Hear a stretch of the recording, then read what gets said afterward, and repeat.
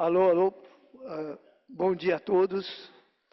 Eu gostaria de apresentar a vocês as nossas duas conferências finais.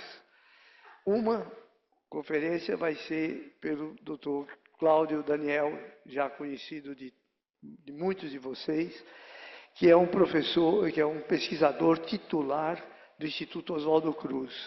Ele chefia um ambulatório de malária que tem o nome de uma pessoa que se dedicou muito à malária, principalmente na época da expulsão do Anopheles gambia do Brasil, que é o professor Leônidas de Mello Dini. E é uma pessoa que até hoje a gente respeita e a gente aprende com ele. Então, o professor Cláudio, além de professor titular, ele é formado na Universidade Federal do Rio de Janeiro como médico e fez a pós-graduação dele na França, na Sorbonne. E hoje ele chefia, além de chefiar esse laboratório, ele coordena vários grupos de pesquisa na área de malária e na área de assessoramento ao Ministério da Saúde no programa de controle da malária. Então, eu peço a presença do Dr. Cláudio e eu agradeço muito a sua dedicação à pesquisa e controle da malária. Obrigado.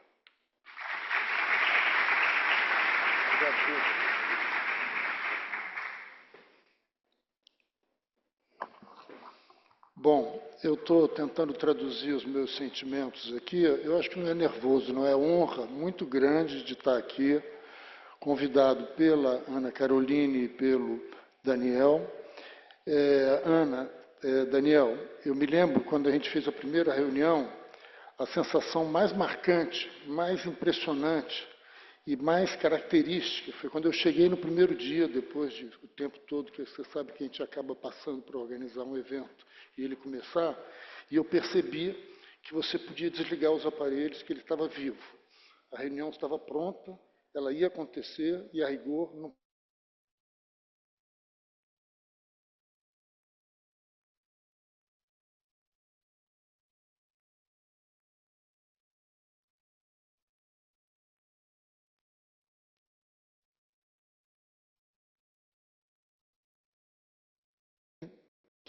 conhecimento por esse trabalho extraordinário.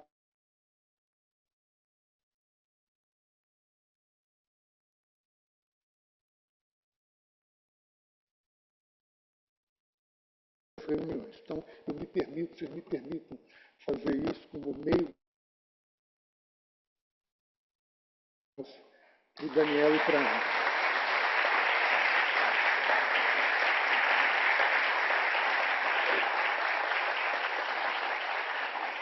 Bom, queria, então, formalmente agradecer a vocês pelo convite. Ana e Daniel foram ambos alunos do Seminário Laverrandini, são amigos, são discípulos de amigos, Antoniana Kretli e Maurício Rodrigues. Eu adquiri uma amizade, carinho e admiração por eles, e certamente essa admiração não vem só de mim, tanto é que ambos são laureados do Prêmio Laverrandini, atualmente Laverrandini Merriot. Muito obrigado. Bom, eu vou falar para vocês sobre estratégias imunomoduladoras das modificações cognitivas na malária não grave. Eu vou tentar, durante o meu tempo de apresentação, chamar a atenção de vocês por que importa para a gente a malária não grave, se vocês já viram o quanto a malária pode ser grave. Próximo, por favor. Não cabe, a essa altura do campeonato, no encerramento do Congresso, dizer para vocês o quanto ela é grave. Vocês todos já entenderam isso, mas eu me permiti chamar a atenção de vocês para o quanto ela é cara. E aí eu queria citar dois dados. Um foi um trabalho feito pela Márcia Castro com a Mônica Andrade, há uns 2 anos, eu acho, estimando o custo de um caso de malária. Elas fizeram esse exercício com outros colaboradores de 2015 a 2019. Estimaram que em 2019 parece que o custo em dólar vai aumentando. Eu não sei se hoje seria mais caro que isso, mas o custo de um caso de malária por volta de $73 por caso, não é por pessoa, tá certo? Não esqueçam que uma pessoa pode ter vários casos. Eu projetei isso para o número que a gente teve em 2024, que foi 138 mil casos. Então, a gente teria tido um custo em atividades de controle, prevenção, recursos humanos e tratamento de 50 milhões de reais. Eu, junto a esse número, essa estimativa, uma outra que eu gosto, que é muito antiga, eu já tentei conseguir com o professor Pedro Tauil, que há alguns anos fez um levantamento e uma estimativa a pedido do Banco Mundial do tempo que um indivíduo com malária perde de trabalho. E ele estimou que o indivíduo perde 10 dias de trabalho. Então, eu calculei que o indivíduo que tem malária, hoje a população, infelizmente, acomete a pessoas bem menos afortunadas e que, na verdade, esse indivíduo provavelmente ganha por volta de um salário mínimo. E qual é a perda de 138 mil casos vezes 10 dias parados, 1.400.000 dias parados, mais ou menos, o que dá 74 milhões de reais. E, por último, tem um cálculo que eu não sei fazer, e eu espero pedir, aliás, a Márcia Castro, se ela podia ficar para nos assistir, a Marcos e a mim, a gente precisa fazer esse cálculo, Márcia, se você estiver ainda assistindo, qual é o impacto cognitivo da malária, porque isso é que, de fato, é muito importante para a gente, e por isso que eu vou insistir na questão da malária não grave, que é de muito longe o perfil da malária mais frequente no mundo. Próximo. Vocês viram aqui a gente falar de malária cerebral várias vezes, em malária humana, em autópsias, em modelos experimentais. Também não preciso dizer para vocês o quanto que ela é grave. Entre 15% e 25% dos pacientes com malária cerebral morrem, entre 5% e 25% deles, ou até entre 5% e 25% deles apresentam déficits neurológicos, até 50% apresentam déficits cognitivos. E o que eu quero chamar a atenção de vocês, sobretudo, é que a malária não grave também tem déficits cognitivos comportamentais, e mesmo os indivíduos com infecção assintomática tem déficits cognitivos, tem baixo desempenho escolar. Então, o indivíduo que está tendo malária, ele tem um desempenho escolar, uma criança, abaixo do indivíduo que não tem. E isso é muito profundamente injusto. Eu não ia falar isso aqui, mas eu me lembro que lá no século passado, quando eu estava na antena que nós criamos do laboratório em Ariquemes, eu dizia para a Dalma e para a Lila, que estavam lá e que coletavam sangue, isso não tiramos uma gota de sangue sem antes ter certeza que ele sabe, que muitos vinham do sul, que ele sabe como é que ele pegou malária. E as respostas eram as mais variadas. Sim, senhor, é laranja. Ele dizia, não, não é laranja, é um mosquito. E eu ouvi uma coisa que eu nunca mais esqueci, e que deve servir para a gente, que é uma bofetada para nós todos e para o governo. Ele disse assim, doutor, se fosse um mosquito, o governo já tinha dado um jeito. Isso foi nos anos 80. Então, a gente não pode permitir que existam cidadãos de segunda categoria, e é isso que a gente vai permitir, admitindo que crianças que têm malária têm um futuro condenado pelo déficit, pela baixa performance cognitivo-comportamental cognitiva deles. Próximo. Próximo. Então, isso aqui são trabalhos que mostram, sobretudo em crianças, no Brasil tem alguns estudos, sobretudo no grupo de Manaus, no Sri Lanka, no Quênia, na Gâmbia, mostrando que crianças têm baixo desempenho escolar, têm problemas cognitivos, têm alterações comportamentais, e isso não é aceitável. Próximo. E eu agora quero chamar a atenção de vocês para essa estimativa aqui. A malária no mundo, 99% dela é causada por falcíparo.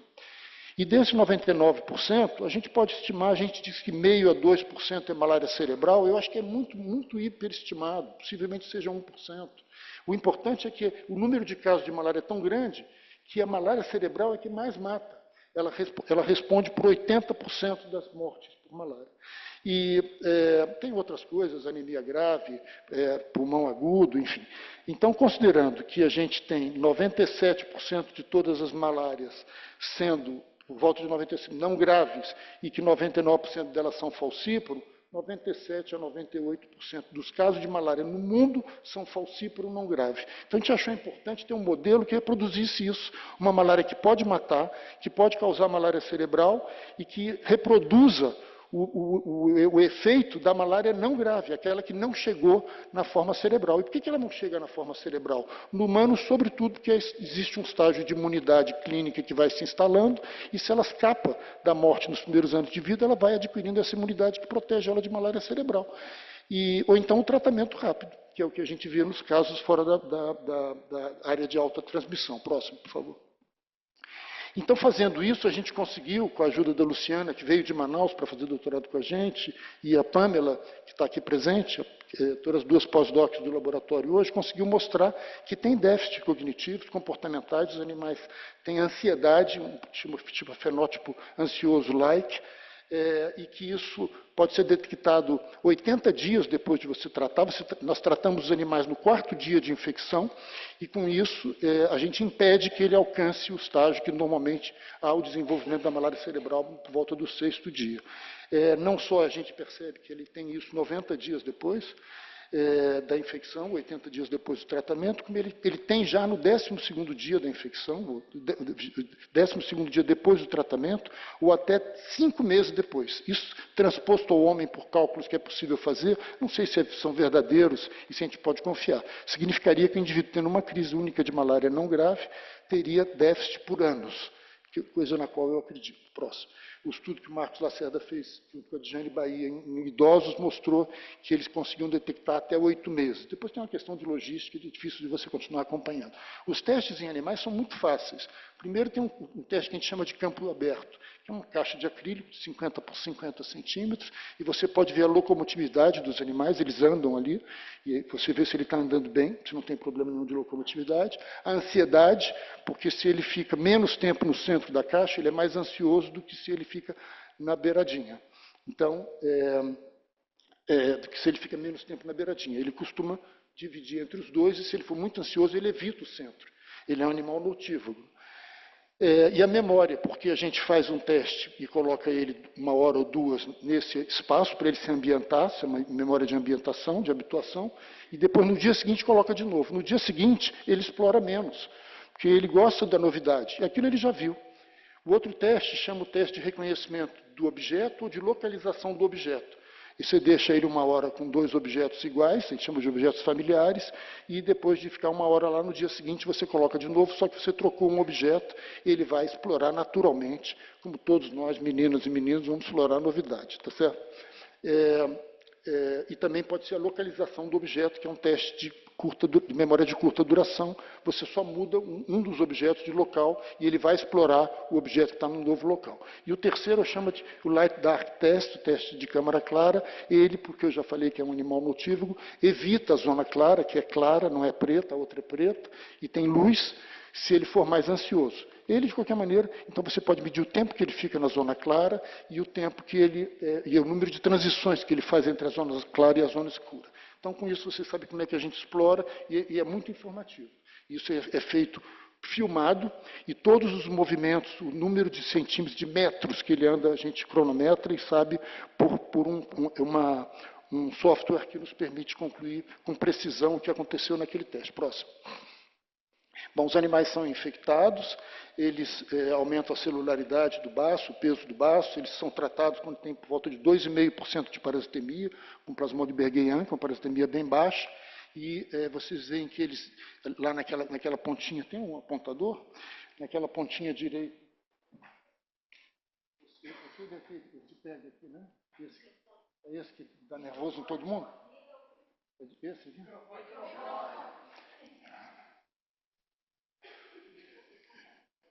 Esse aqui. Ele é meio resiliente, né? Então, vocês reparam que tanto os animais normais quanto os com malária habituaram, ou seja, eles exploraram menos na segunda vez que estavam na caixinha, que eles já conheciam a caixinha. Aqui repara o que aconteceu. Perdão. Tá bom. Vou tentar chegar para cá. Então,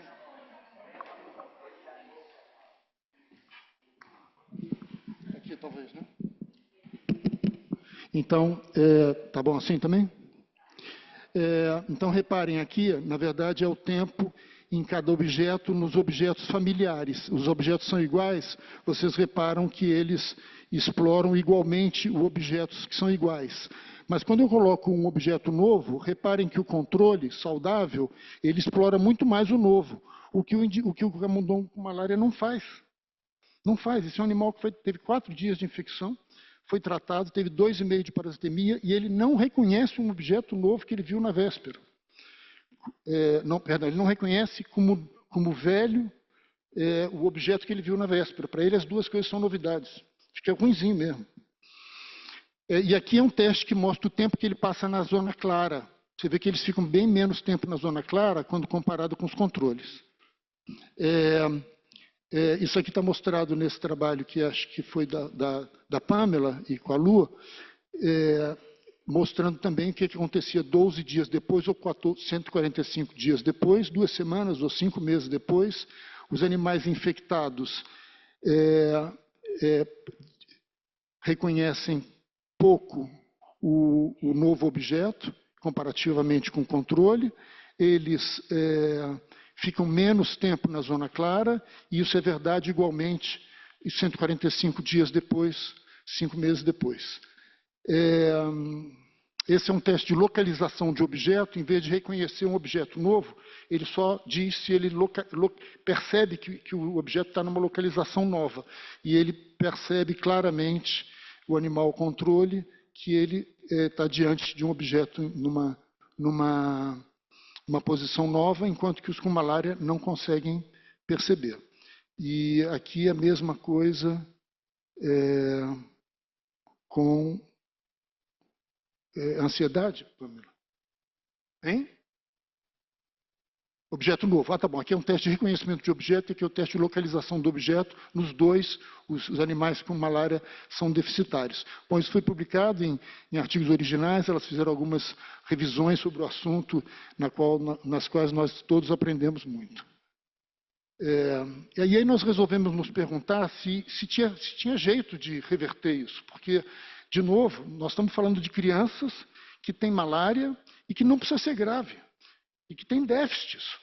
E vamos tentar fazer alguma coisa. Então, uma das expectativas nossas, a gente tinha montado um doutorado com 2 colegas da Neurociências em Belém do Pará, onde tem uma neurociência muito forte, e desde aquele tempo a gente escreveu com Yuri Martins, um aluno de vocação científica, um livro na interface da neurociência com a parasitologia, com a imunologia, e a gente gostava de pensar que eles estavam interligados de formas um pouco diferentes da neuroimunologia, e a gente disse assim, se um animal aprender mais no sistema imune, vai se desempenhar melhor no sistema cognitivo nervoso. E aí a gente resolveu pegar esses animais que eram infectados ou não e submetê-los à imunização depois de tratá-los. E depois de um tempo, que era por volta de 90 dias, a gente imunizava os animais em 3 doses de antígenos durante 2 meses. Os experimentos duram muito tempo, a gente tentava abreviar um pouco, então eram 3 doses com 20 dias de intervalo, e depois fazia os testes comportamentais. Muito rapidamente era o que a gente fazia. Aqui está vamos dizer assim, o cronograma das imunizações. Aqui quais antígenos a gente fazia, e aqui foi os antígenos que a gente escolheu, uma escolha completamente de conveniência, eram os que a gente tinha acessíveis no laboratório: a difteria tétano, produzida pela Fiocruz, a influenza, a vacina da influenza, um antígeno vacinal experimental para MSP3, a ovalbumina e o próprio LPS, e depois a gente fazia os testes comportamentais. A gente, depois que utilizou esse pool inteiro de antígenos, e percebeu que não poderia nunca fazer isso numa criança, porque o baço dos animais ficava enorme, né? A gente resolveu separar também, utilizando só estímulos indutores de resposta T1 e só estímulos indutores de resposta T2, do tipo anti-inflamatório. E depois, mais ainda tentando reduzir o número de estímulos, de novo pensando ainda nas crianças, resolvemos pegar dos imunógenos do tipo T2 a vacina contra difteria e tétano adulta, perdão. E porque a adulta é uma menor dose. Então, vocês vão ver, a Bia está fazendo esse trabalho em Rondônia, e ela usa justamente de 7 a 14 anos, porque é a idade a partir da qual a gente tem que fazer a vacina de adulto.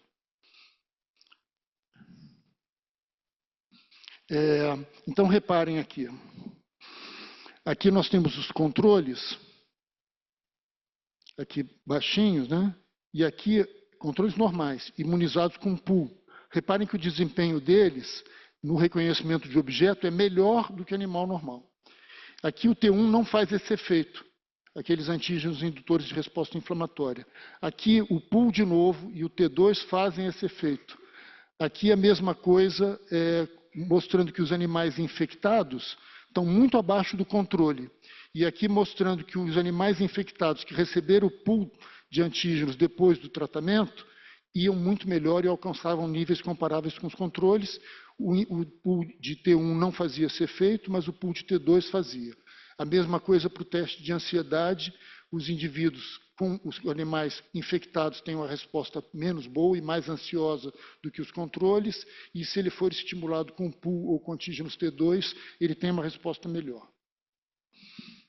A gente mediu as citocinas e percebeu que a gente tem, sobretudo, um aumento de IL-10, depois da gente fazer esse estímulo com os antígenos, com pool e com antígenos T2, e também que a gente tem um aumento no basto de células T e células T regulatórias, que com Flávia Lima a gente achou que podia estar na origem um pouco dessa mitigação do efeito sequelar da malária não grave.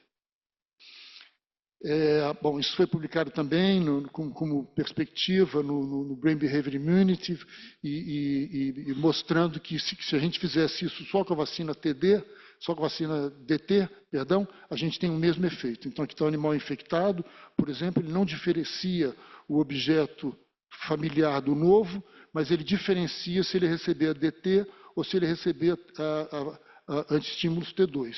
Então, nós ficamos muito animados, porque bastava usar um imunógeno, que era a vacina de difteria e tétano, que a gente conseguia simular o efeito do estímulo com antígenos indutores de resposta anti-inflamatória. De novo, os trabalhos que deram origem à descrição desses, ou melhor, que descreveram esses achados, com alguns estudos, alguns relatos em perspectivas. A Bia foi estudar se a gente podia ter certeza que no dia 4 não tinha, de fato, nenhum sinal de comprometimento cerebral. Todos os estudiosos do modelo experimental de murino, de malária cerebral, sabem que isso acontece a partir do 6º dia, ou no 5º dia, alguns pequenos dados, mas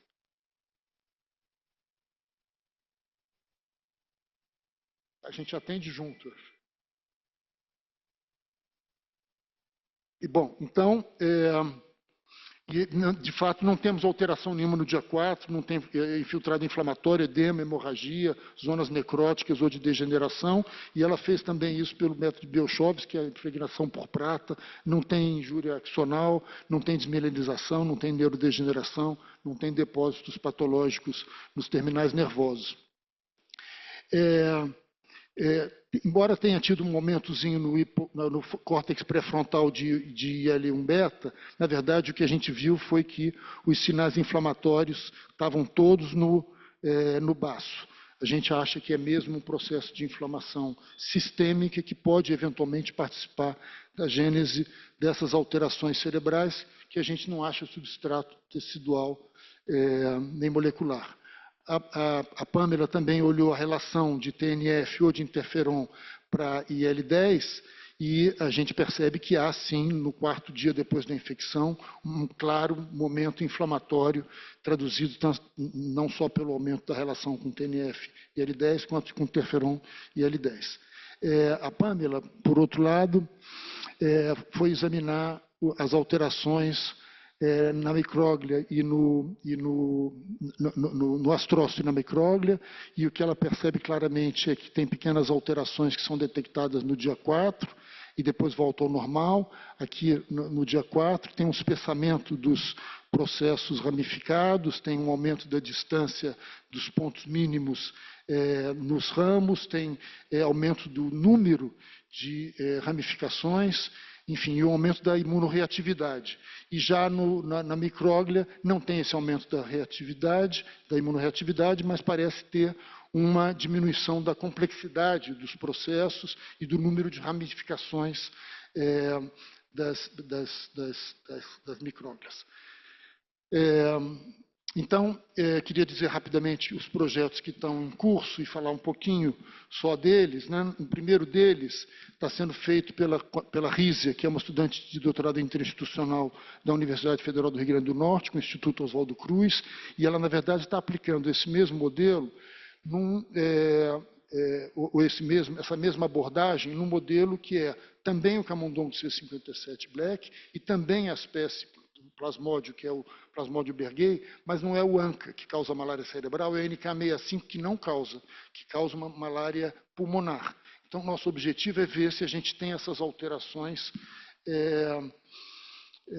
cerebrais, comportamentais, cognitivas, se não tiver comprometimento cerebral, porque o que se pode argumentar, e a gente já ouviu algumas vezes, é que a gente está usando um modelo que vai ter malária cerebral. Eu digo assim, mas o homem também vai ter malária cerebral. E não podemos dizer que é um modelo de malária cerebral, porque 2% deles, ou menos, tem malária cerebral. Então, a gente quis saber, na verdade, ela me telefonou uns 2 dias, desolada, porque ainda não tinha o resultado, prometeu que me daria retorno antes da apresentação, se tivesse, mas acho que não tem. O experimento está feito, ela está interpretando, isso é feito com análise, como eu falei, de um software que permite mensurar exatamente o que aconteceu nos testes, né? O próximo é um trabalho muito interessante feito pela Pamela também, que está usando a descicloserina, que é um agonista parcial glutamatérgico, e que ela injeta nos animais meia hora antes do teste, e para ver se existe um comprometimento do sistema glutamatérgico na malária, nos déficits, nas sequelas da malária não grave, como tem na malária cerebral. E o que ela já viu, olha que interessante, os animais infectados, aqui é um índice de discriminação do teste de localização de objeto, isso aqui é o índice de discriminação do teste de reconhecimento do objeto. Vocês percebem que os animais infectados vão claramente pior do que o animal controle, a descloserina não tem nenhum efeito no animal normal, você não pode melhorar o desempenho do animal normal usando a descloserina, mas claramente você melhora o desempenho injetando os animais antes da malária, antes do teste comportamental. E a gente ficou bastante animado, porque quer dizer que possivelmente exista sim um comprometimento do sistema glutamatérgico nesses déficits. A Luciana, que foi a primeira tesanda de doutorando do laboratório, como eu disse a vocês, ela vem a Manaus, eu dei algumas opções de projeto e ela desenterrou esse que estava lá, eu estava com medo porque ele achava ele muito ousado, mas eu quero esse, e deu certo. E ela leu algum tempo atrás um trabalho que foi feito por um grupo da UFRJ, em colaboração com colegas da Fiocruz, mostrando que o exercício físico tem um impacto extraordinário na doença de Alzheimer, em modelo experimental e em humanos agora. E aí ela queria fazer em camundongos. Então ela fez diferentes protocolos, tanto 3 vezes por semana por 2 meses, ou 5 dias por semana durante um mês. Começou tardiamente, tipo 80 dias depois que já tinha tratado do animal, ou começou imediatamente. O que é importante não é o protocolo, parece que esse de 3 vezes por semana e por 2 meses, a continuidade é mais importante do que reagir agudamente, passar um tempo fazendo, depois não fazer mais, que é a mesma coisa que me diz a Patrícia Brasil, mas o que parece que é muito importante é começar cedo, tá certo? Então, reparem que interessante, isso aqui são nos animais normais, o exercício físico melhora o desempenho dos animais normais, isso aqui não tem nada de surpreendente, né? Aqui também, tanto na ansiedade. Isso é muito interessante, porque normalmente um teste que melhora o desempenho em termos de ansiedade funciona, eu estou acabando, funciona no animal que está com ansiedade. A gente não consegue imaginar que um teste que melhora a ansiedade funcione em alguém que está sem ansiedade, mas funciona. Aí eu disse que eles estavam mais ousados, né, porque acho que foi um pouco o que aconteceu. Agora, reparem aqui nesse slide que mostra, nesse slide que mostra os animais infectados, claramente o desempenho deles é pior ou ruim comparado com o controle, né? Aqui também para a ansiedade, aqui embaixo. E vocês reparem que o exercício físico melhora esse desempenho, tanto sozinho quanto com a DT. Sempre parece ter uma tendência de ser melhor com o ADT e o exercício físico, mas não foi significativo. Isso também deu origem a um trabalho como perspectiva no Trends in Parasitology, deu bastante trabalho, eles aceitaram esse trabalho. E a Bia está fazendo um trabalho em colaboração com o Délio em Porto Velho, e ela está estudando crianças de 7 a 14 anos, vendo se tem déficit, crianças com malária e crianças sem malária, e, ao mesmo tempo, atualizando a caderneta vacinal para a vacina de difteria e tétano. Então, o trabalho teve inúmeras dificuldades, pegamos um período que parece que foi um período pós-queimada, pouquíssima malária, e agora a gente conseguiu recuperar um pouco, 2/3 dos recrutamentos foram feitos, e assim mesmo a gente está tendo um resultado que parece indicar que, no cômputo geral, aquelas crianças têm um perfil de resposta de desempenho escolar pior do que o das crianças controles. E esse aqui é o Paulo Catimba, de Angola, que também está indo como mestrando, orientado também por mim e pelo Délio, e que a gente está pensando, ele ia estudar adulto, mas em função desse resultado com a Bia, estamos pensando na possibilidade dele diferenciar um pouquinho o projeto e continuar para ver se a gente atinge o recrutamento ideal. Bom, em função desses resultados, a gente publicou no final do ano passado um trabalho dizendo de certo modo, que não tem malária não cerebral. Né, que foi quando a Luciana passou a tese dela há uns 4, 5, 6 anos. O júri, que era um neurocientista e um neuroimunologista muito famoso, disseram assim: não estou entendendo, vocês estão chamando de malária não cerebral e estão mostrando que tem déficit cognitivo. E passaram algum tempo, a gente concordou que, na verdade, uma criança que tem déficit cognitivo depois de ter uma malária que não é cerebral, é cerebral. Né? Então, a gente publicou isso no ano passado e acha que é um pouco isso mesmo. Não tem uma coisa que se chame malária não cerebral. Bom, eu vou passar pelas conclusões, mas eu acho que vocês imaginam já, e temos perspectivas em função desses resultados que começaram agora. Essa é a equipe, com muitas colaborações dentro e fora da Fiocruz, e queria chamar a atenção para vocês, a Ana Caroline já me disse que já adiantou esse trabalho, que nós temos a 29ª edição do Seminário La Verrandini, com as inscrições abertas, que será um muito grande prazer receber as inscrições de vocês. A gente tem tido uma média de 2 inscritos, 2 candidatos para cada inscrito, e a prioridade é sempre para os alunos de região endêmica e, preferencialmente, no primeiro ano de mestrado ou no segundo ano de doutorado. Bom, muito obrigado por terem me ouvido, fico à disposição se tiver perguntas.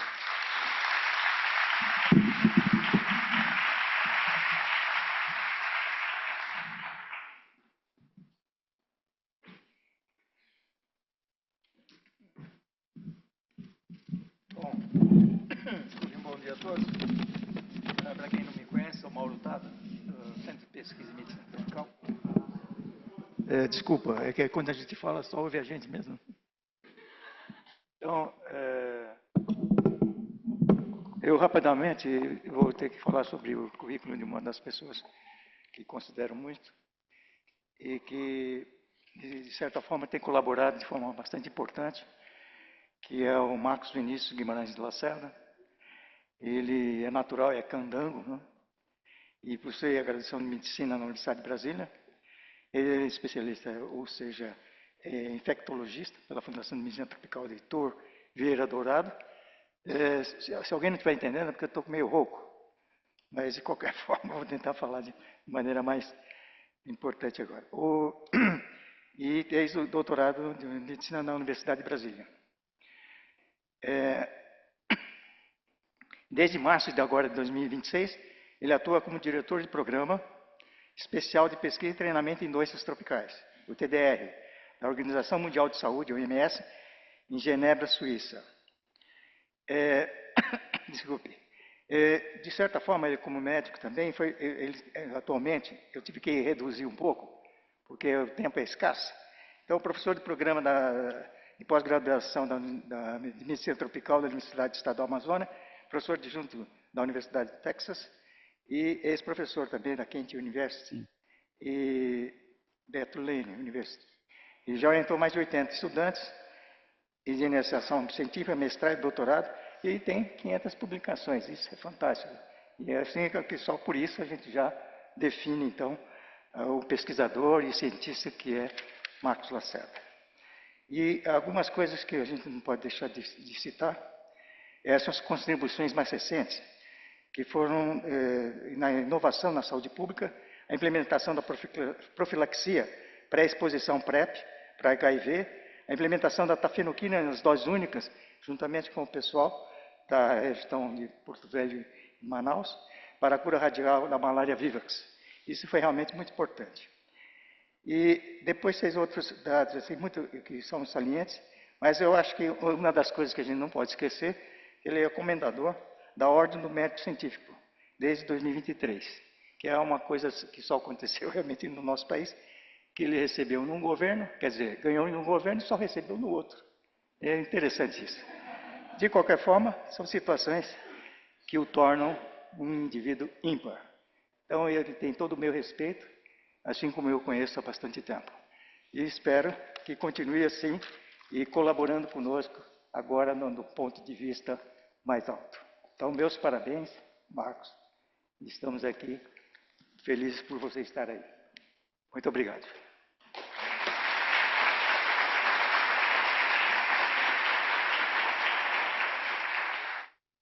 Obrigado, Mauro. Eu queria que, se todo mundo estivesse ouvindo, a Fátima, que está na primeira fila, levantasse, só para eu ter certeza que está todo mundo me ouvindo. Levanta aí, Fátima, por favor.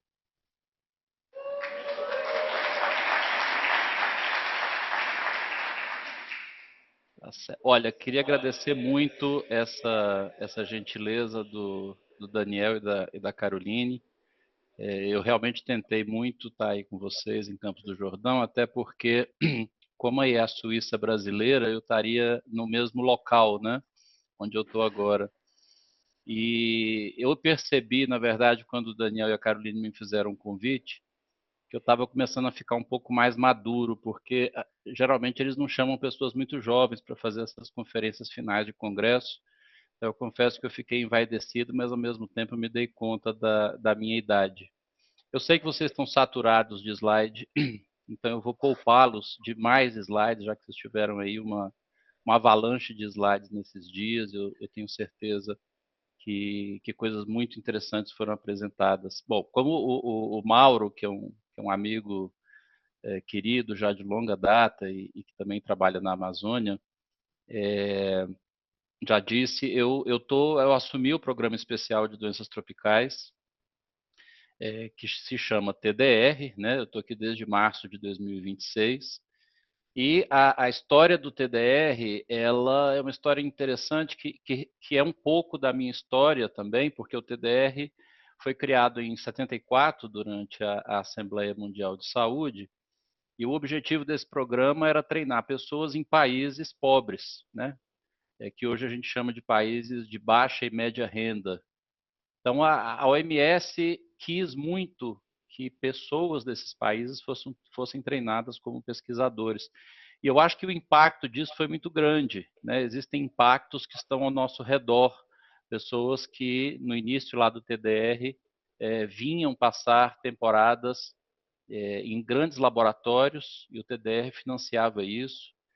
Algumas pessoas que eu me recordo, assim, foi a doutora Alda da Cruz, que hoje é a vice-presidente de pesquisa da Fiocruz no Rio de Janeiro, o professor Cláudio Ribeiro mesmo, que teve a sua experiência com TDR, professora Hiro Goto, da USP. São pessoas que tiveram no TDR a chance de conhecer laboratórios internacionais e portanto, voltaram para os seus países montando esses grupos de pesquisa, né? Bom, o meu primeiro contato com epidemiologia foi com o professor Pedro Tawil, que eu tive uma grande felicidade de ver hoje aí, com uma mochilinha nas costas, muito ativo e sempre muito determinado, e foi a primeira pessoa que me introduziu à malária, e eu tive uma paixão muito grande por essa doença quando eu tive aula com ele. E como eu sabia que ele estaria aí hoje, eu vesti uma roupa aqui que eu conheci através dele, que é uma goiabeira. A goiabeira é essa roupa que é feita na América Central, que os antigos camponeses usavam para coletar goiaba. Então o pessoal passava pelo campo, pegava goiaba, colocava no bolso, e essa camisa ficou chamada goiabeira. E essa camisa ficou muito famosa, especialmente entre os trabalhadores da saúde pública na América Latina. E foi no professor Pedro Tawil que eu vi a goiabeira pela primeira vez. Foi a primeira vez que eu usei aqui na OMS hoje uma goiabeira em homenagem ao meu querido professor Pedro Tawil. Eu queria também agradecer o palestrante que me antecedeu, porque nessa minha carreira, né, que começou com ciência básica e depois se encaminhou para ensaios clínicos e depois ciência de implementação, eu acho que a pessoa mais importante que eu conheci foi o Cláudio Ribeiro, e que eu conheço tão bem que quando ele me falou hoje que ia falar rápido, eu falei, Cláudio, eu te conheço bem, certamente você não vai usar o seu tempo, você vai usar um pouco mais de tempo. E o Cláudio se tornou uma pessoa fundamental na minha vida, em momentos muito duros pelos quais eu passei nos últimos anos. O Cláudio foi uma pessoa ímpar no ato de generosidade, de acompanhar os amigos e dar o suporte que eles precisam. E o TDR, então, como ele passou de uma época de ciência básica, ele passou a financiar ensaios clínicos. Eu não sei se muita gente sabe, mas foi o TDR que foi até a China, né, quando a pesquisadora chinesa Tu Youyou fez a descoberta das artemisininas, e foi o TDR, então, que trouxe da China isso para fazer os ensaios clínicos iniciais. Então, uma das histórias de grande sucesso do TDR foi ter feito ensaios clínicos com as artemisininas e que hoje a gente sabe o sucesso que elas ainda têm, apesar do aumento de resistência em áreas do Sudeste Asiático, ainda é a nossa primeira grande escolha de tratamento para a malária falcíparo e isso depois se estendeu também para a malária vivax, né? E o TDR, em algum momento, ali no início dos anos 2000, ele tomou a decisão de apoiar a construção de parcerias público-privadas, porque o TDR ficou muito grande, ele fazia muita coisa. Então, os ensaios clínicos eles foram divididos. Então, malária passou para o MMV, outras doenças negligenciadas passou para o DNDi, os ensaios com tuberculose passaram para a TB Alliance, o desenvolvimento de testes diagnósticos ficou com a FIND. Essas instituições todas elas foram discutidas dentro do TDR. Né? O TDR ele é um code share, na verdade, entre a OMS, PNUD, entre a Unicef e o Banco Mundial. Mas o TDR, então, como cresceu muito, ele fez a gestação dessas instituições que têm aí mais de 25 anos agora. E o TDR passou a fazer uma coisa que é importante e que eu mesmo identifiquei como importante na minha carreira de pesquisador em Manaus, que foi a ciência de implementação, ou seja, como pegar um produto que foi desenvolvido e colocar isso na vida das pessoas nos países, porque muita coisa era produzida, era registrada, publicava-se um paper, fazia-se uma reportagem, fazia-se um vídeo bonito, mas as pessoas que precisavam daquelas medicações não estavam usando a medicação. Então, o TDR tem feito, nos últimos 20 anos, exatamente a implementação de novas ferramentas e novas tecnologias no campo, e isso aconteceu com teste diagnóstico para leishmaniose visceral, isso aconteceu com vários tratamentos para doenças negligenciadas. O TDR tem, por exemplo, um projeto chamado Sortit, que é um projeto que implementa nos países a análise de dados e faz com que os países tomem decisões baseadas na análise desses dados. O Brasil, na verdade, faz isso há muito tempo. Nós temos uma das maiores bases de dados e mais bem coletadas do mundo, e quem trabalha com malária sabe a importância que o CIVEP Malária tem para que a gente analise e tome decisões baseadas nessas análises. Mas nem todo país sabe como fazer isso e o TDR tem incrementado muito esse tipo de formação nesses países. E, sobretudo, a ciência da implementação, ela não é simplesmente numérica, ou seja, não é simplesmente percentuais de sucesso, percentual de pessoas que tomaram uma medicação ou não, mas ela também se vale da pesquisa qualitativa. E aí eu queria chamar a atenção para um aluno meu de doutorado que está aí na plateia, o Felipe Murta, E foi a pessoa que chegou na nossa vida em Manaus há alguns anos e me ensinou a fazer pesquisa qualitativa, e isso mudou muito a forma, o direcionamento do que a gente fazia. Hoje a gente sabe exatamente como abordar as comunidades e saber se elas estão usando aquela ferramenta de forma adequada. E para a implementação de tafenoquina, isso foi fundamental. O Felipe teve um papel essencial, junto com o Marcelo Brito, indo ao campo e entendendo como é que as pessoas se comportavam frente a essa implementação. Uma implementação importante, que foi patrocinada em parte pelo TDR, foi a do Malaria Kit, que muitos de nós conhecemos, muitos aí na plateia participaram, acompanharam o uso do Malaria Kit, ou seja, empoderar garimpeiros, né, de áreas de fronteira, aqui na região do escudo guianês, para que possam fazer diagnóstico e tratamento. Essa é uma população meio invisível, considerada ilegal em muitos locais, mas que o TDR apoiou grandemente e certamente isso vai fazer parte do processo de eliminação da doença, já fez isso no Suriname e agora se encaminhando para outros países dessa região.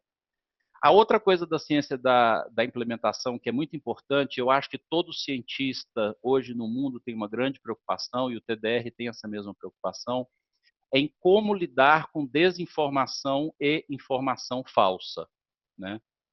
A desinformação, muitas vezes, é sem intenção de fazer mal.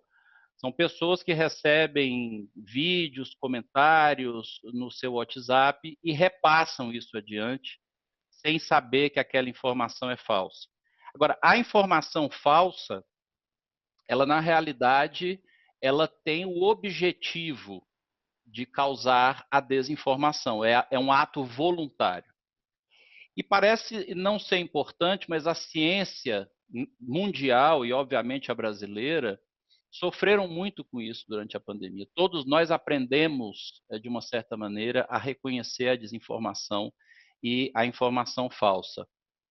E parte disso que a gente faz tem um pouco a ver com uma pessoa que eu sempre admirei o que ela faz, muito apesar de eu não conhecê-la, que é o pai do Cássio, Peterca, que está aí na primeira fila junto com a Fátima.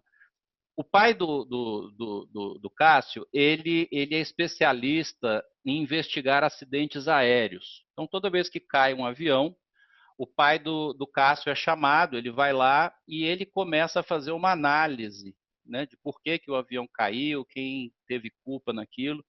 Eu sempre fiquei admirado por essa profissão, porque o pai do Cássio, ele acumulou ao longo da vida, como todo o sistema de aviação, todos os erros que aconteceram. E esses erros, eles são registrados para que algo seja feito para que o mesmo erro não seja cometido. A ciência também tem um pai do Cássio. Aliás, tem vários pais do Cássio na ciência que garantem que tudo que é feito, a gente possa olhar para trás e ver se aquele erro não vai ser repetido. Então, a ciência que nós fazemos, ela tem uma série de camadas de proteção para evitar que a gente, de forma intempestiva, cometa erros semelhantes.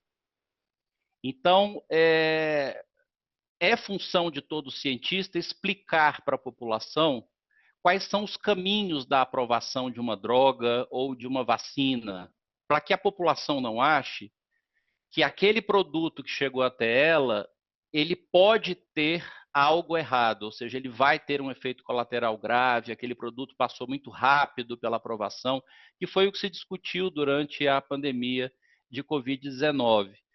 Então, a gente tem o papel de explicar para a população, para os nossos alunos, para a sociedade, que qualquer produto que chega na boca das pessoas ou no braço das pessoas, no caso de uma vacina, elas passaram, o projeto passou por um comitê de ética, o projeto passou por vários comitês de segurança. Depois, quando eu vou publicar, tem vários revisores da revista, a própria revista tem comitês de avaliação da qualidade. Depois que é publicado, as agências regulatórias fazem uma nova revisão.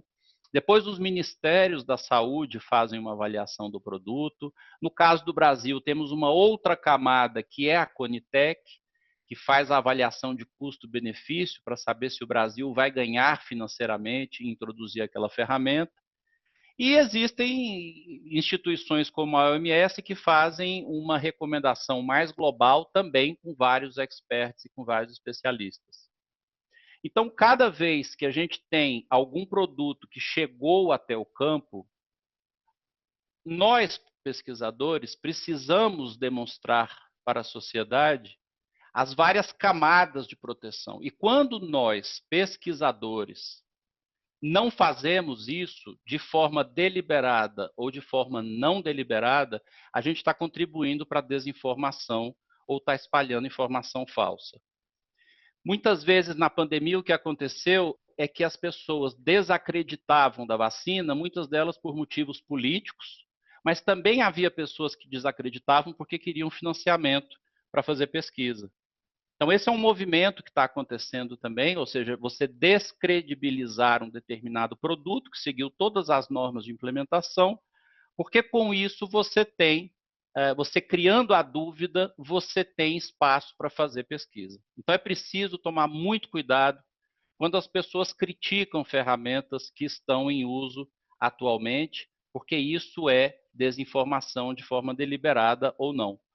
O TDR tem um programa chamado OPT-MVAC, que é um programa que inclui várias instituições, e esse programa tem acompanhado a implementação da vacina para a malária falcíparo na África. São mais de 17 países da África que estão fazendo a implementação. A vacina tem sido comprada pela Gavi, que é essa grande organização que compra vacinas e implementa vacinas. E o TDR faz parte desse grande grupo, desse grande projeto.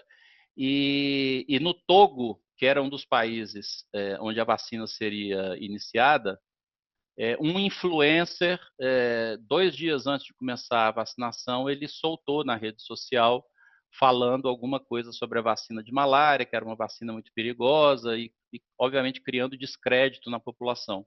Então, o pessoal do projeto se antecipou a isso, identificou o influencer, desmentiu ele portanto, essa implementação aconteceu sem muito problema de desinformação.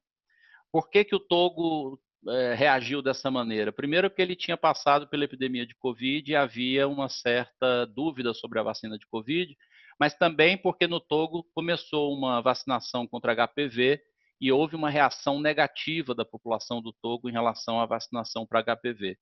Então, você precisa entender o contexto da implementação da população para saber como abordar. Por exemplo, o Cássio está aqui, o Felipe, Marcelo, várias pessoas que ajudaram a gente a implementar a tafenoquina lá na área Yanomami, e a gente entendia ser a melhor área para fazer a implementação de tafenoquina, justamente porque a população indígena não toma medicação por mais dias. Então, a dose única cabia exatamente naquela situação, e a gente imaginava que a reação seria muito boa, mas os Yanomamis, eles no início, primeiro tiveram muita dúvida sobre se a medicação era segura ou não, porque os profissionais de saúde, os trabalhadores do DISEI, não estavam usando a medicação. Então, muito indígena pensava o seguinte: se essa pessoa que está me dando a medicação não está usando ela, por que eu vou usar? Ela não deve ser segura.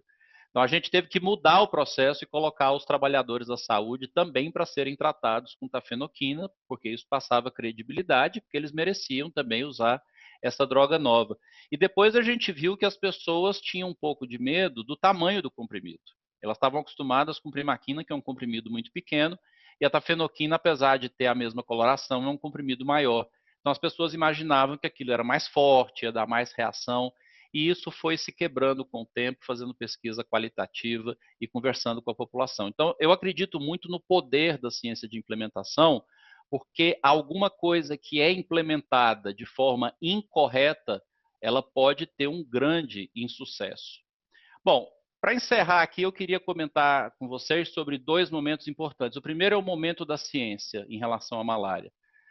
Nós temos hoje uma boa notícia no nível mundial, que é a aprovação da ganaplacide com lumefantrina. Essa combinação, a ganaplacide é uma nova molécula feita para malária falcíparo. Ganaplacide que foi desenvolvido pelo MMV e pela Novartis, né? E a gente tem agora resultados muito importantes da fase 3 e que levou ao registro dessa combinação.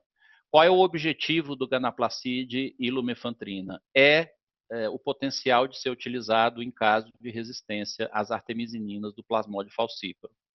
Então, o mundo hoje, ainda que exista um aumento dessa resistência, nós estamos preparados com uma droga alternativa para ser utilizada. Eu acho que essa é uma notícia importante, porque nós não sabemos até quando a resistência à artemisina, que é uma resistência parcial, mas que pode aumentar com o aumento do uso das artemisininas, onde isso vai chegar. Então, a gente já tem uma ferramenta, e isso é extremamente importante para o mundo inteiro, especialmente para a África. Bom, o outro grande avanço que a gente está acompanhando é o desenvolvimento de anticorpos monoclonais para a malária. O MMV hoje, grande parte do seu portfólio está focado nesses anticorpos monoclonais, e isso tem a ver um pouco com a estratégia de desenvolvimento da PrEP para o HIV. Né? A gente fez a introdução de PrEP junto com o pessoal do INE, no Rio de Janeiro, lá em Manaus, e hoje a gente está começando em Manaus a primeira implementação do lenacapavir, ou seja, uma injeção a cada 6 meses, uma proteção absurda de quase 100% de infecção pelo HIV. Então, com esse racional, há muitos anos atrás, se entendeu que a malária poderia ter uma profilaxia injetável dessa natureza. Nenhuma molécula foi selecionada, mas anticorpos monoclonais começaram a ser desenvolvidos para várias doenças e hoje isso está acontecendo para a malária. Então, em alguns anos, a gente deve ter alguma injeção que, aplicada a cada 6 meses, vai evitar a infecção pelo plasmódio, e isso pode mudar completamente a forma como a gente vai fazer prevenção de malária. Ou seja, mesmo que a gente não tenha uma vacina à disposição, a gente deverá ter uma imunidade passiva através da injeção de anticorpos monoclonais, uma tecnologia que está melhorando a cada dia. E, obviamente, que isso está sendo pensado, por enquanto, para falciparum, mas países como o Brasil e outros países da América Latina que têm muita malária viva devem considerar que esse deve ser o futuro da prevenção, porque nenhuma droga consegue ter 6 meses de proteção administrada, seja ela por via oral ou por via parenteral. E, obviamente, que dentro da malária viva, quer dizer, um dos grandes avanços que a gente teve, e o Brasil foi parte disso, de forma coletiva, junto com o Ministério da Saúde, junto com toda a equipe de Manaus, junto com o Délio, e várias pessoas que deram apoio a esse projeto, a gente começou a implementar a tafenoquina em adultos e agora, recentemente, começamos a introdução da tafenoquina pediátrica, foi também o primeiro país a começar essa implementação. O que é preciso ainda se fazer? A gente vai ter que adequar doses, possivelmente cada país vai precisar de uma dose de tafenoquina, porque os parasitos são diferentes. Não há como comparar o parasito da Tailândia ou da Índia com o parasito brasileiro. Nós temos hoje em Manaus um estudo acontecendo em que a dose de tafenoquina está sendo testada por peso e não uma dose fixa, como nós utilizamos hoje, quer dizer, os ensaios clínicos iniciais usavam uma dose fixa, e agora a gente está tentando corrigir isso pelo peso, e a gente acha que o número de recaídas vai diminuir bastante, porque a droga, assim como a primaquina, ela também deve depender do peso para ter uma boa distribuição e uma boa eficácia. Os testes de G6PD que muita gente desacreditava lá no início, hoje eles estão funcionando, não só no Brasil, mas no Peru, na Colômbia, na Tailândia, na Etiópia, e a aceitação desse teste tem sido uma boa aceitação, é isso que os dados mostram de todas as publicações que já foram produzidas sobre o tema, e há outras empresas que estão fabricando nesse momento, enquanto a gente fala aqui, novos equipamentos para testar, para dosar G6PD, e isso deve colocar no mercado modelos mais baratos e talvez com uma maior acurácia.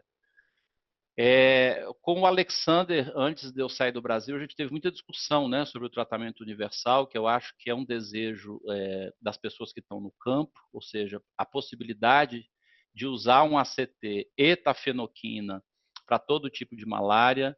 esse impacto vai precisar ser medido, essa implementação vai ter que ser avaliada, mas isso potencialmente tem um grande papel na diminuição de mais casos, além daquilo que a gente já diminuiu nos últimos anos. As iniciativas de vacinas são ainda importantes, eu não acho que nenhuma ferramenta farmacológica deve impedir o avanço do estudo de vacinas, que ainda é, de fato, a melhor forma de prevenção e aquela que tem maior aceitação junto às várias populações. Eu queria parabenizar o Ricardo, a Irene, e a Irene tem, inclusive, falado comigo a respeito da vacina de malária Vivax, e eu espero que essa seja uma boa novidade para o Brasil no futuro próximo. E, por fim, a sorologia como meio de indicar o tratamento. A gente se lembra que lá em Santa Catarina, o professor Pedro Tawil, com o doutor Fazito, fizeram sorologia, fizeram ELISA para malária e trataram pessoas positivas, e isso foi uma das coisas que ajudou a eliminar a malária em Santa Catarina. De lá para cá, muita coisa mudou, né? Mais de 40 anos depois, a gente tem sorologias que são muito mais específicas e que conseguem prever com razoável certeza pessoas que estão infectadas ou que tiveram uma infecção recente. Então, há hoje um grande grupo de trabalho na Austrália, na Inglaterra e na América Latina, tentando verificar se testes rápidos com sorologia podem ser empregados para o tratamento das pessoas com resultado positivo. Essa estratégia vai ter que ser mensurada frente às estratégias de tratamento em massa e, obviamente, a pesquisa qualitativa vai ser importante, porque a gente precisa entender se uma pessoa vai tomar o remédio sem sentir nada e sem ter nenhum resultado de exame positivo, ou se ela precisa desse exame sorológico para convencê-la a tomar a medicação. Então, acho que existe um futuro relativamente promissor e que a gente tem que enxergar desde já. Em relação ao momento político em que a gente vive, essa é uma dura realidade, o subfinanciamento global da pesquisa, que era feito em grande parte pelos Estados Unidos, tem diminuído maciçamente, e cada dia a gente tem notícias de mais grupos de pesquisa que estão encerrando as suas atividades, porque eram financiados pelos Estados Unidos, que acabaram virando uma grande referência de financiamento global para doenças infecciosas. Como todos sabem, a Fundação Gates tem data para fechar, 31 de dezembro de 2045, e nesses 19 anos que restam, a Fundação Gates deve fazer o financiamento de pesquisa muito focado em produtos muito claros que o mundo precisa. Então, a gente vai ter que aprender a lidar com os financiadores. As várias organizações de fomento, elas querem agora dar o dinheiro direto para os países, especialmente os países da África, e não mais para instituições globais. Então, essa é a grande crise pela qual passa a OMS, o TDR e várias parcerias público-privadas que estão baseadas aqui em Genebra.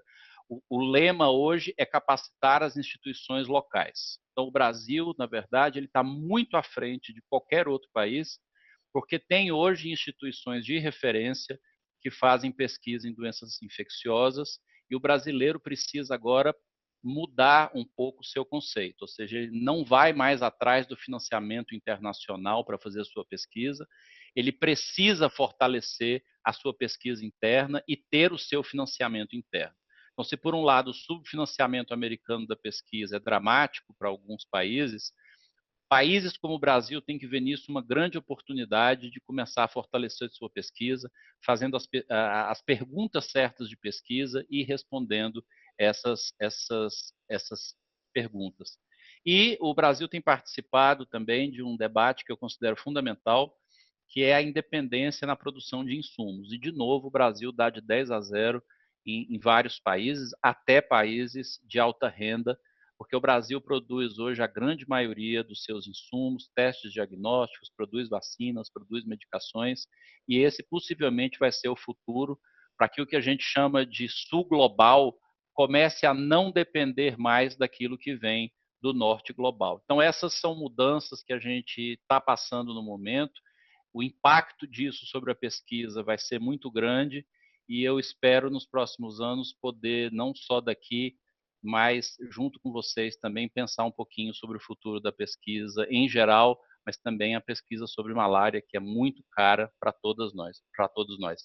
Eu queria desejar, então, um feliz final de evento. Eu não sei se vai ter algum goró, mas eu queria muito estar participando desse goró aí com vocês agora no final do evento. E se alguém quiser vir a Genebra, eu tenho um prazer imenso em receber vocês, desde que vocês me tragam alguma dessas duas coisas, um pacote de feijão ou um pacote de grão de café. Muito obrigado.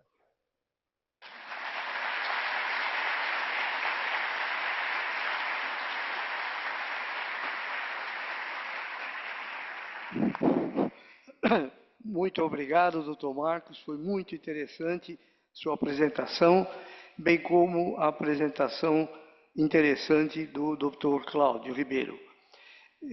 São duas conferências, e para essas conferências não há perguntas. Então, agradeço a atenção de vocês e dou por terminada essa sessão de hoje de conferência. Obrigado.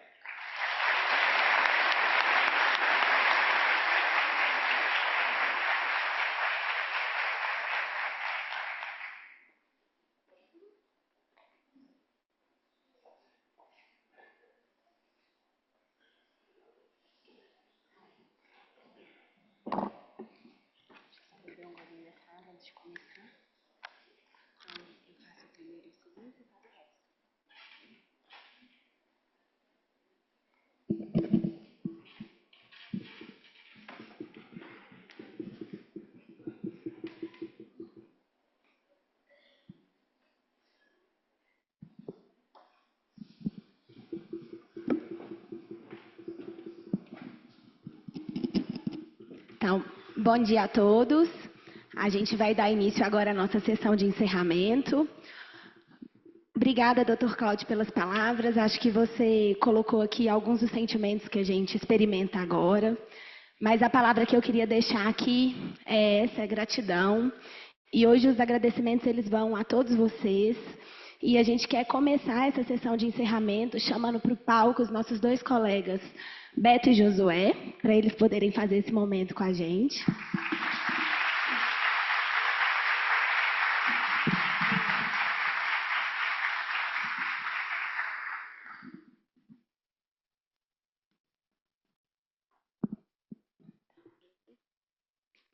Então, eles foram parte essencial nesse time. Se não fosse eles, a gente não tinha conseguido concluir. E, além desses dois, a gente quer agradecer vocês. Então, a gente fez tudo com muito carinho. Em cada momento, a gente pensou em vocês. E a gente fica muito feliz agora de, no final, em constatar que a gente teve 284 participantes. A gente contemplou como participante todas as regiões do Brasil. Diferentes países, Peru, Portugal, Suécia, Alemanha, França, Espanha, Suíça, Bélgica, Japão e Estados Unidos.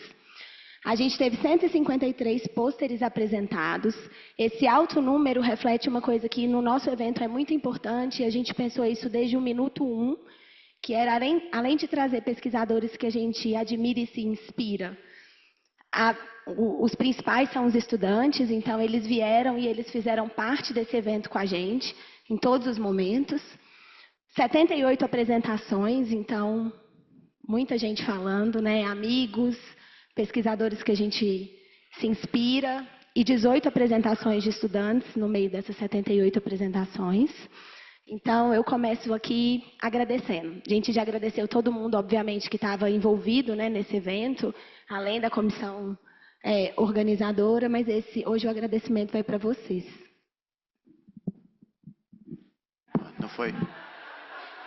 Não foi só ciência, né? Não teve também. Teve piscina. Vamos ver se eu consigo. Vou ver se eu consigo usar esse aqui. É difícil mesmo. Está confirmado. A gente teve também um jantar. A gente teve 2 happy hours, 2 festas. Não foi só isso, né? Tiveram 4 princesas da Disney. 2 coelhos de vestido, que nos proporcionaram, a gente estima, mais de 3.200 fotos comprometedoras. Então, por favor, mantenham dentro da comunidade. Então, muito obrigado a todos, também pelos eventos sociais, foi super divertido, foi muito gostoso. É muito bom estar com todos vocês. A gente tem muitos amigos aqui, assim como vocês também, tem muitos amigos aqui. Eu tive uma conversa interessante com o Nick Luther ontem e ele estava comentando que é uma comunidade que vem olhando de fora, é muito especial mesmo. A gente é amigo, a gente colabora, a gente se respeita e tem gente de todas as partes, né, da academia, da básica, da clínica, do controle, pessoal do ministério. Então, assim, isso é muito diferenciado. E ele falando isso ontem para mim, eu fiquei com muito orgulho, né, de nós. Então, eu queria dividir isso com vocês. Eu fiquei muito orgulhoso. Tudo isso que a gente fez aqui, né, toda essa ciência e todo esse convívio, a gente convida vocês. Eu vou fazer coro aqui com o Marcelo. A gente vai fazer está fazendo, já lançou, né, um tópico especial no Acta, e a gente convida todos vocês a submeter seus trabalhos. Da parte que a Carol falou, eu ressalto que as fotos comprometedoras não serão enviadas para revisão, não submetam. E também, mais uma vez, fazer coro com o Cláudio, convidá-los em nome do Cláudio e da Fátima para o Seminário La Verrandini, que todo mundo aqui conhece. Aproveitando, me pediram para que eu convidasse todos os alunos, todos os laverrânios que estão aqui, para a gente tirar uma foto junto com o Cláudio e com a Fátima depois do final desse encerramento. Eu só vou pedir que a gente não suba no palco, porque eu acho que não vai aguentar, porque provavelmente todo mundo. Então, a gente tira uma foto depois, tá bom? Inscrevam-se, vale super a pena. Bom, dito isso, a gente passa agora para as nossas premiações, né, Carol? A gente tem 3 premiações para fazer, e a Carol vai assumir daqui. Então, agora eu vou convidar o Josué para poder entregar os trabalhos apresentados em melhor pôster. A gente vai ter o primeiro lugar, que vai receber a premiação, e 2 menções honrosas para cada categoria.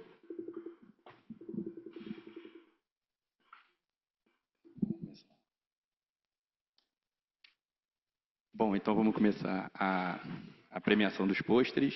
A primeira menção honrosa vai para o Gustavo Capati Cassiano.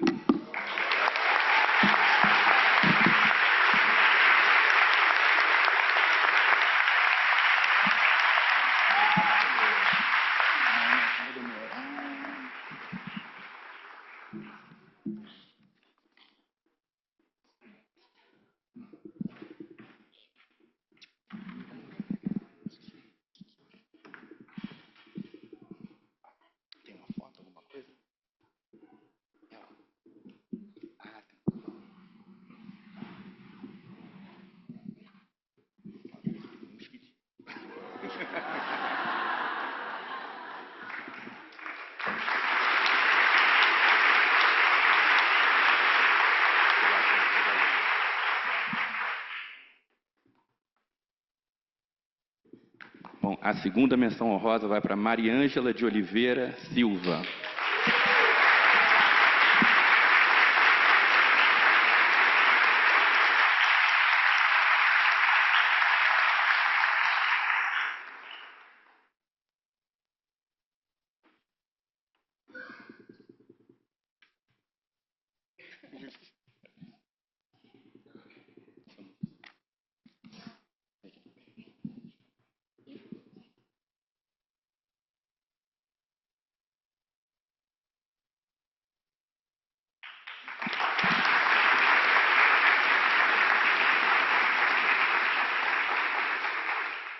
E o prêmio de melhor pôster vai para Sami Kilaene Moreira Nascimento.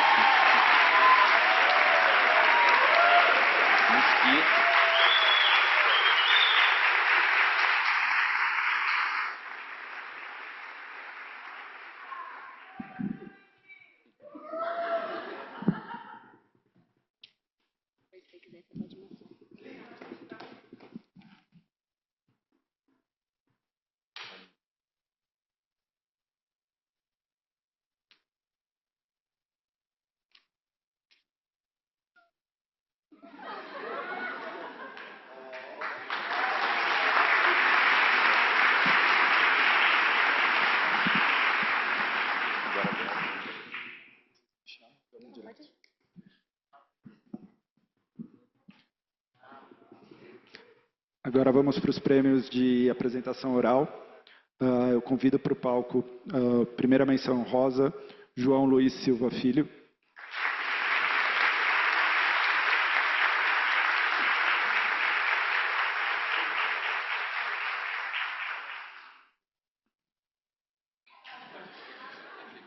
Representado pelo professor Fábio Costa.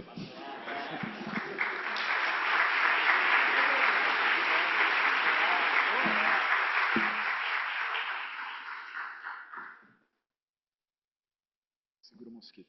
Oh!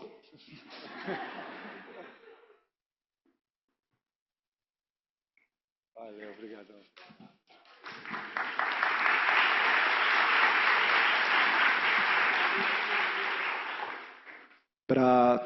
Agora eu convido ao palco para receber também uma homenagem de menção honrosa a Xilmara Alexandra Gaetan.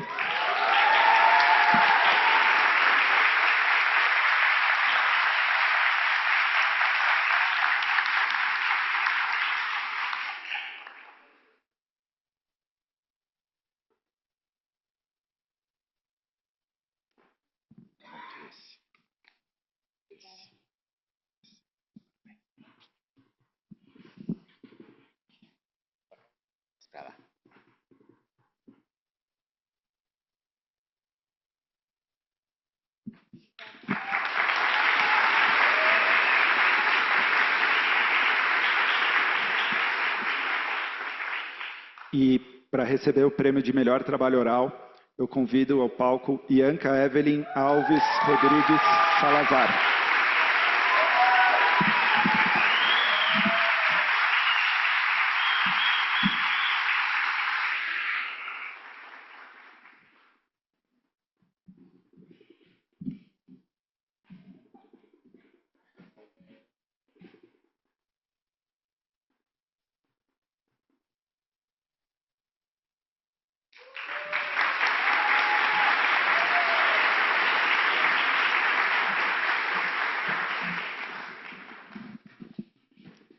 Bom, e agora a gente vai revelar quem foi o vencedor da medalha no Sensbai.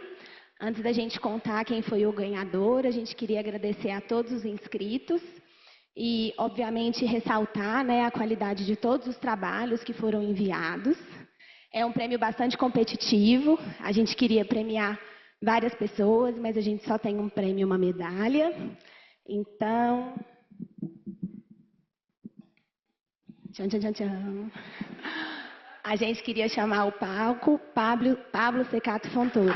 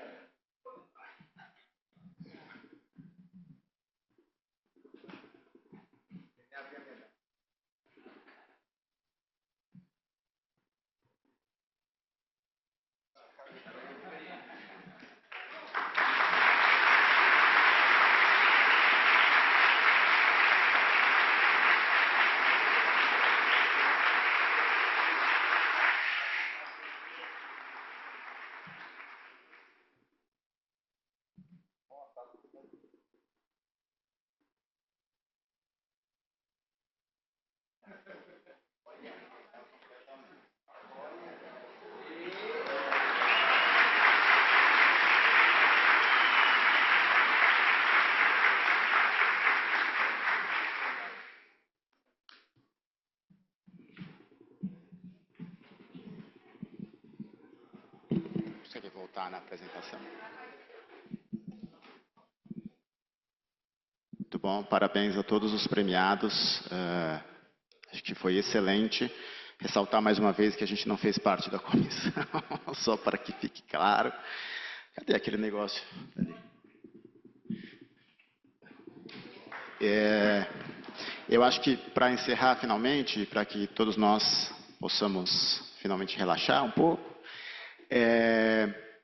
eu gostaria de lembrá-los, todos que estão nos ônibus, que vão partir para São Paulo, e para o Rio de Janeiro também as duas, né? E para o Rio de Janeiro também, que o ônibus parte às 2. Isso significa que o motorista tem que estar engatando a primeira às 2 horas. Então não chegue com a sua mala lá às 2 horas para embarcar. Chegar antes, por favor, porque todo mundo tem horário, certo?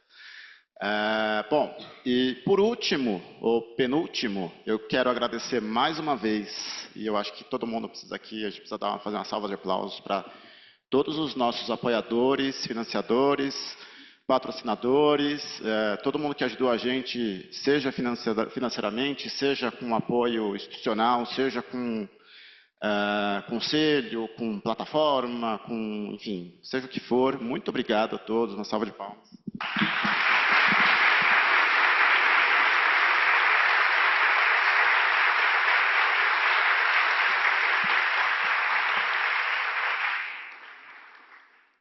Eu infelizmente não coloquei aqui o logo da ML Eventos, mas a gente precisa mais uma vez agradecer a ML Eventos na figura da Vera, que ajudou muito. Sem a Vera não seria possível. Agradecer o pessoal do audiovisual, Carlos, a Vanessa, muito obrigado, foi tudo perfeito.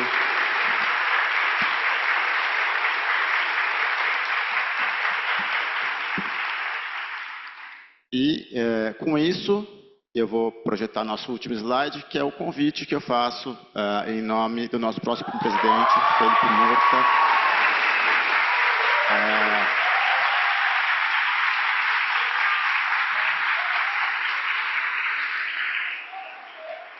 Felipe, quer falar algumas palavras, por favor?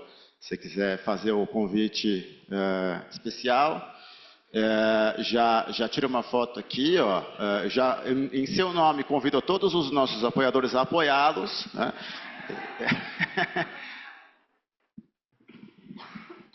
Agradecer a Daniel, a Carol pelo evento maravilhoso, né, Gisele? Eu acho que nós temos um grande desafio, sobretudo na área social, né, de superar, mas queria agora deixar o convite. Vai ser um desafio, mas eu acho que Manaus está pronta para receber vocês, de braços abertos. Nós vamos tomar tacacá, nós vamos dançar boi. E espero vê-los em 2028. Muito obrigado.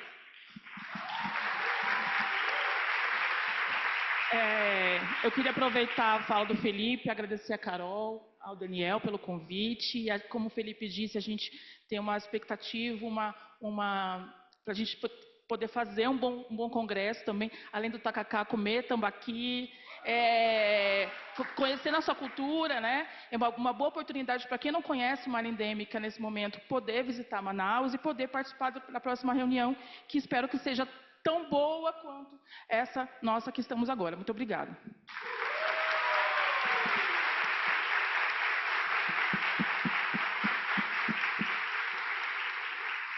Bom, assim, com isso a gente declara encerrada a 18ª Reunião Nacional de Pesquisa em Malária. Obrigado.